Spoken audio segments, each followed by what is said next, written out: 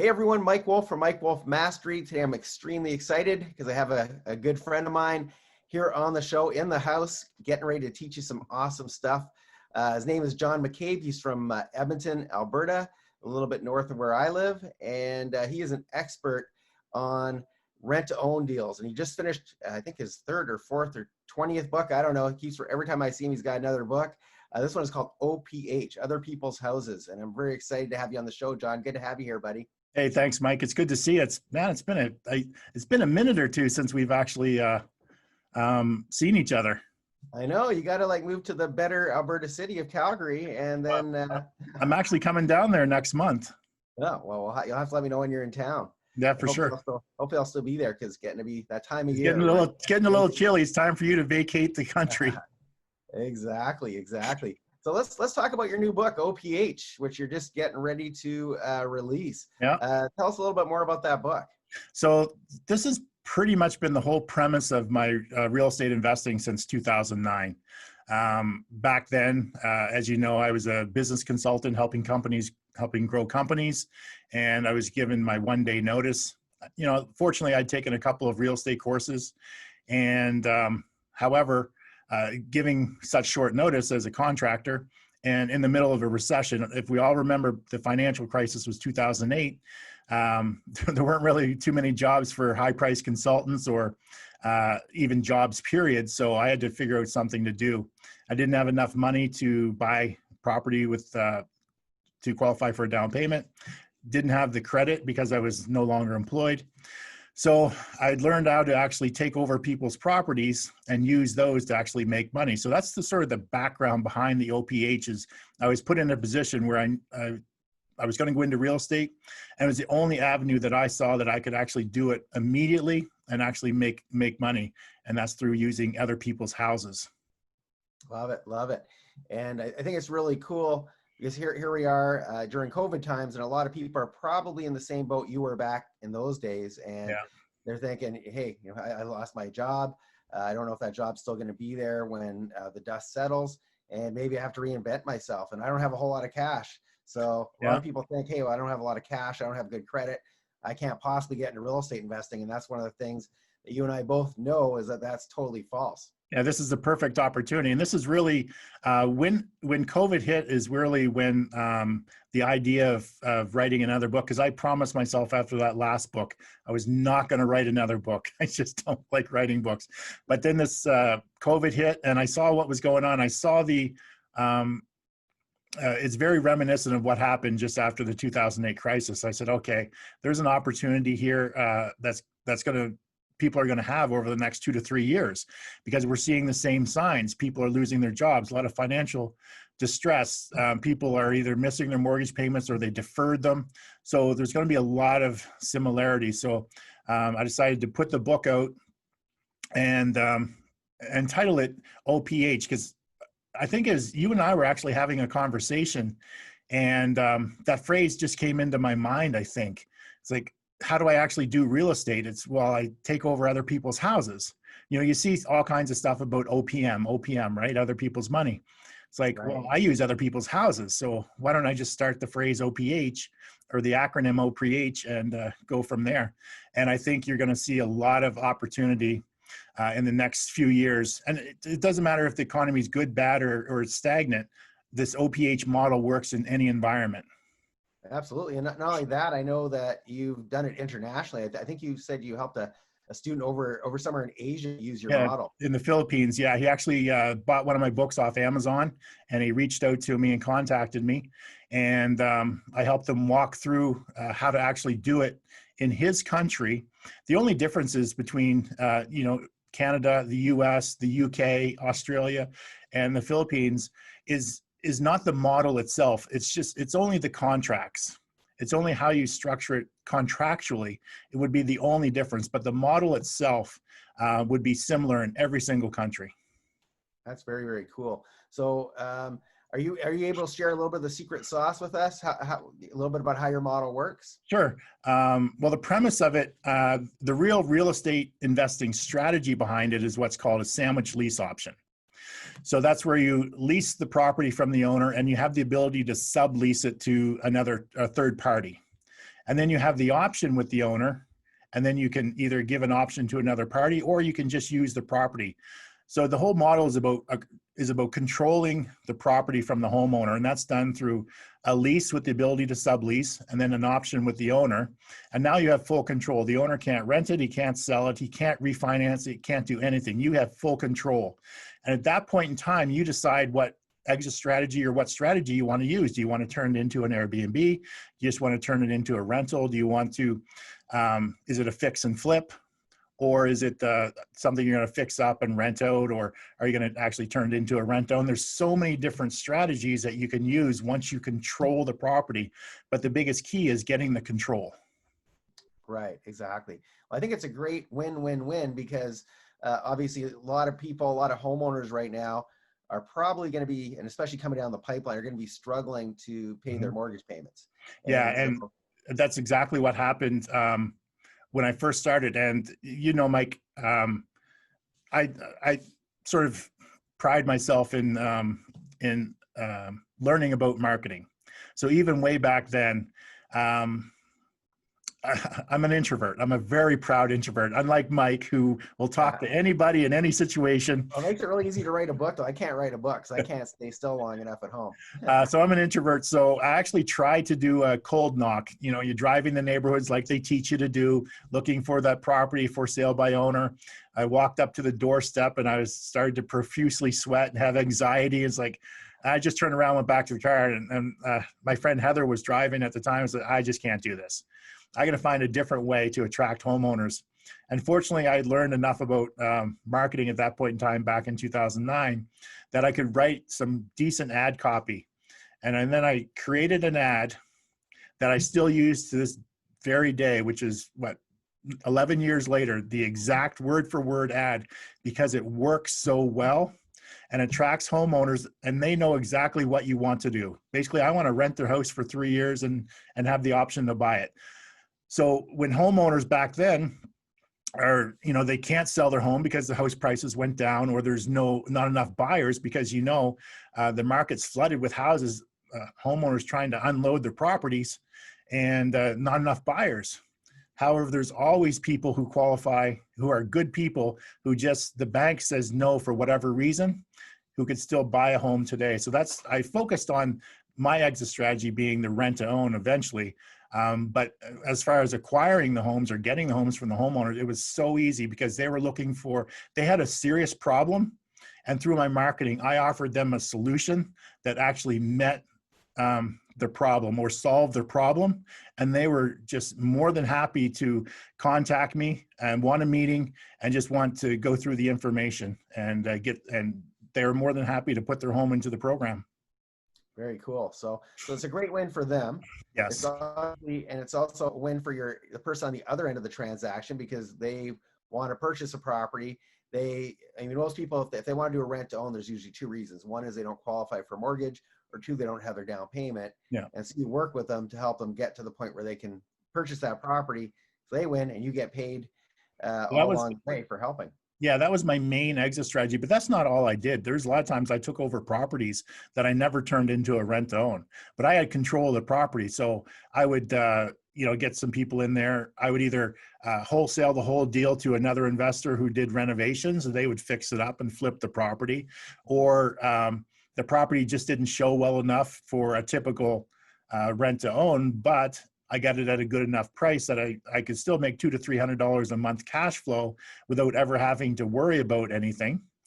So I would just turn it into a basic rental and then try to flip it at the end.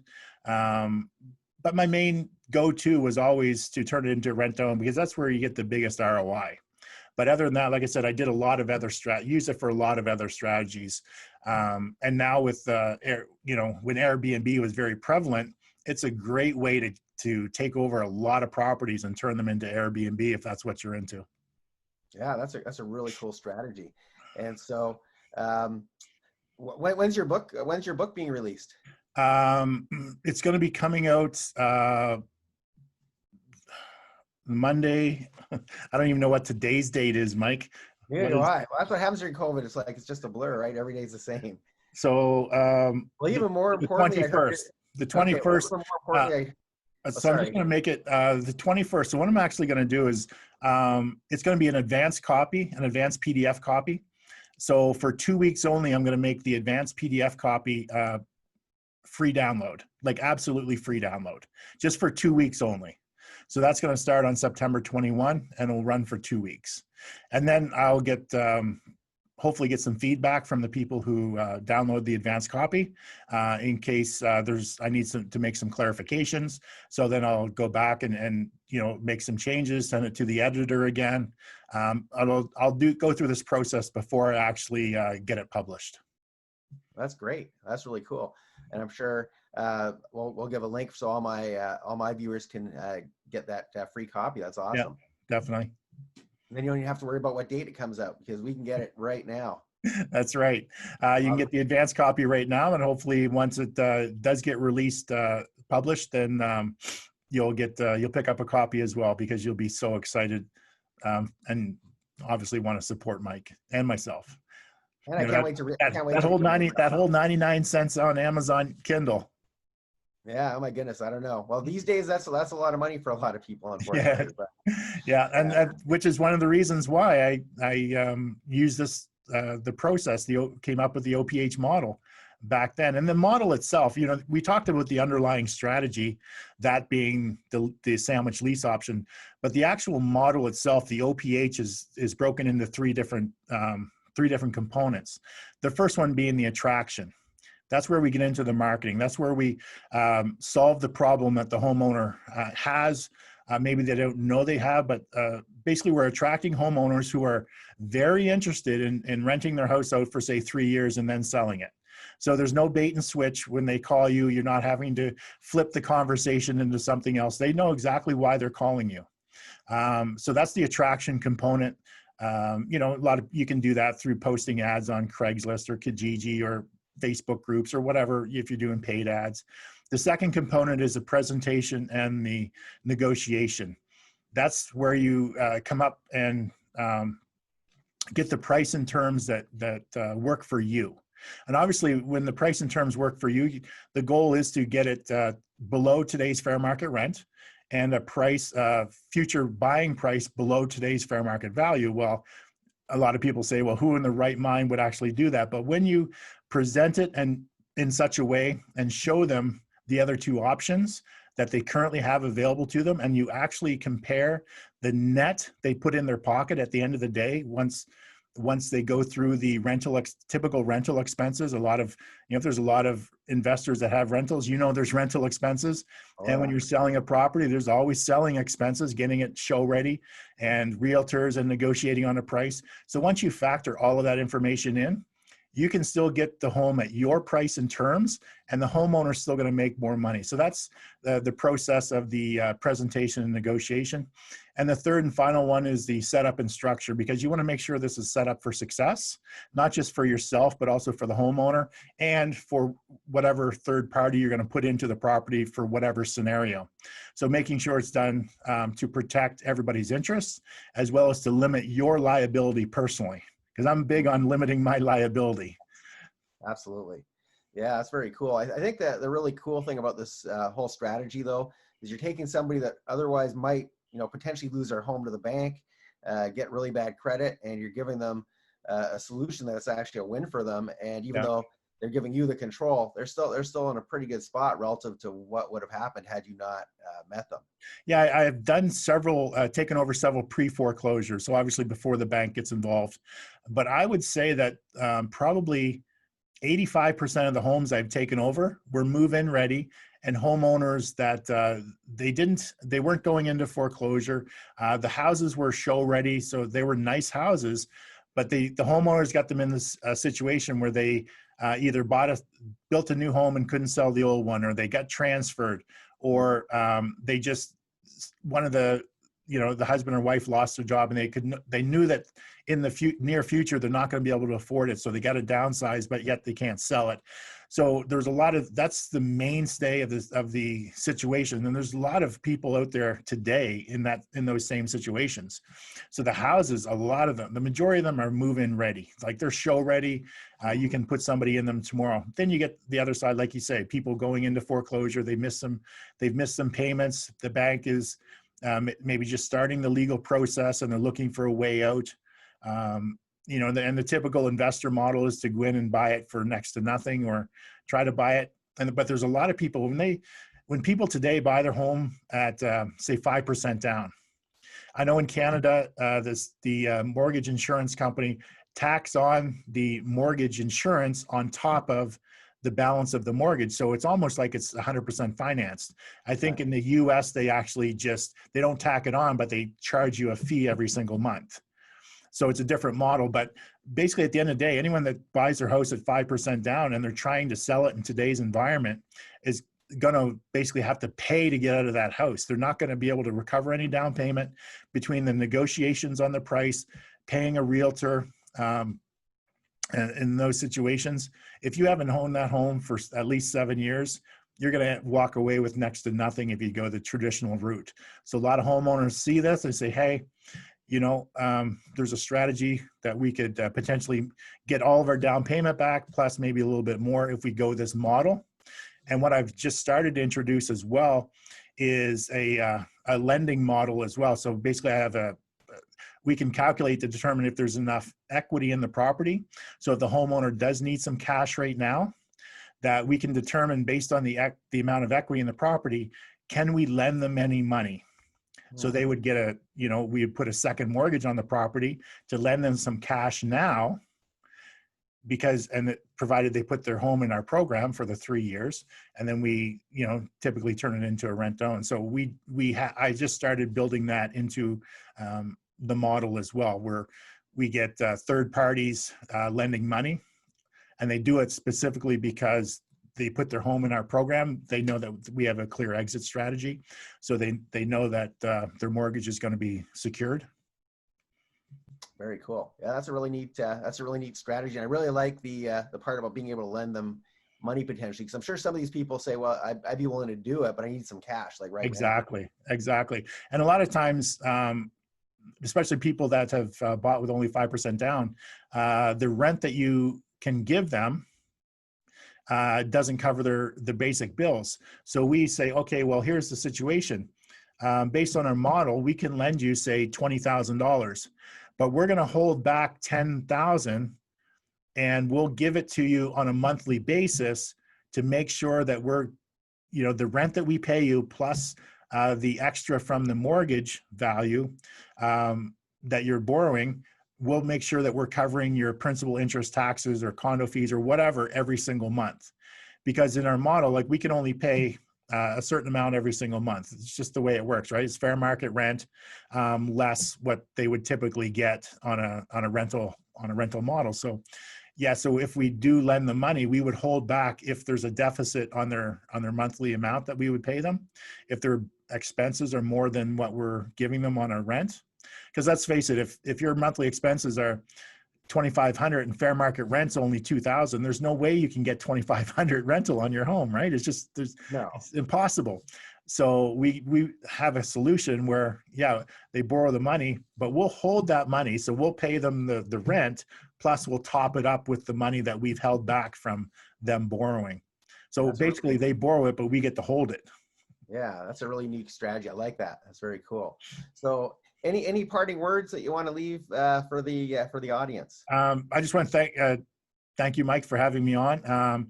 Make sure everybody clicks the link below to get a copy of the book. Like I said, we're going to release it on September 21, just for 2 weeks only, just for the free advanced copy download.